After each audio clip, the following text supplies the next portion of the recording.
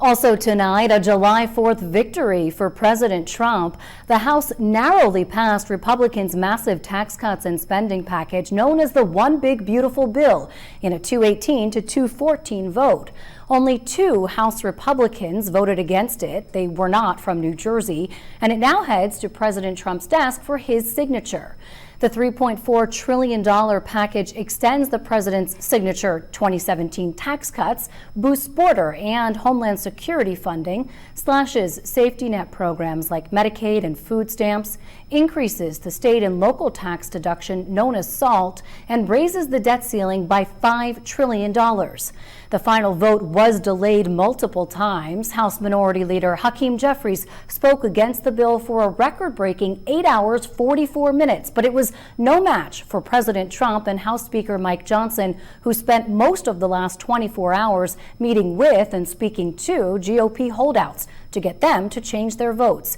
It was an effort that ended up paying off. Senior political correspondent David Cruz has the details, plus how the bill affects New Jersey. Let's understand who is doing you in. People on the other side of the aisle. House Minority Leader Hakeem Jeffries was left to play the role of last man standing, aware that he was just one congressman employing a filibuster tactic, trying to hold back a majority that itself went through its own fight to bring the president's bill to the House floor. All we need are 4 Republicans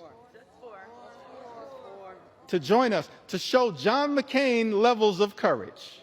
The controversial bill, which represents the administration's major domestic initiative, cuts $1 trillion from the federal Medicaid program. Over 360,000 in New Jersey are expected to lose coverage as a result.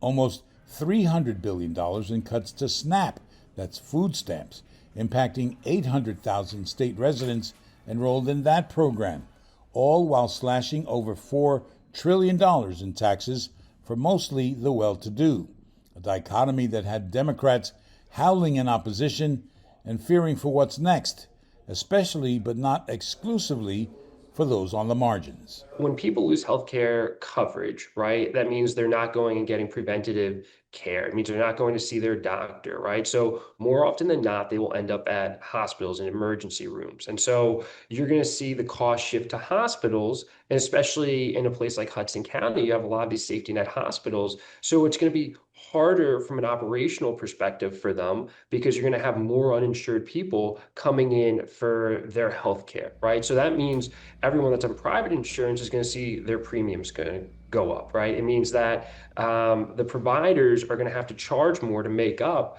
for the less reimbursements that they're getting through Medicaid. Cuts to food assistance programs and tightening restrictions to qualify for programs like it will also disproportionately hit poor and working class people.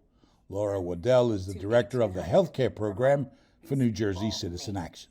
These people just make $1,300 to $1,800 per month, and they're targeting these folks with work requirements, now requiring them to pay co-pays for doctor's visits. There's nothing fiscally responsible about creating $5 trillion in debt and the deficit, only to allow for $4.5 trillion in tax breaks for billionaires. On ground level, that means a looming fiscal crisis for people like Teresa Luoni of Basking Ridge, a mom to 2 autistic children. I mean, clearly it looks like we're heading to living in a country where money matters the most. The citizens don't matter. What the people want doesn't matter, because this bill is incredibly unpopular with the citizens, right? And we have people calling, having protests outside of our representatives' offices, and then we're being told they'll just have to get over it. Until victory is won. I yield back. Jeffries yielded after almost 9 hours of filibuster, giving Speaker Mike Johnson a chance to mock the minority leader and trash Democrats' arguments. You know, Ronald Reagan said one time that no speech should be longer than 20 minutes, and unlike the Democrat leader, I'm going to honor my colleagues' time and be a little more brief than that, all right?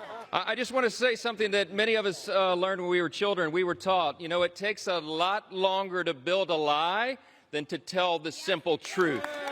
A famous author once wrote that the truth does not change according to our ability to stomach it.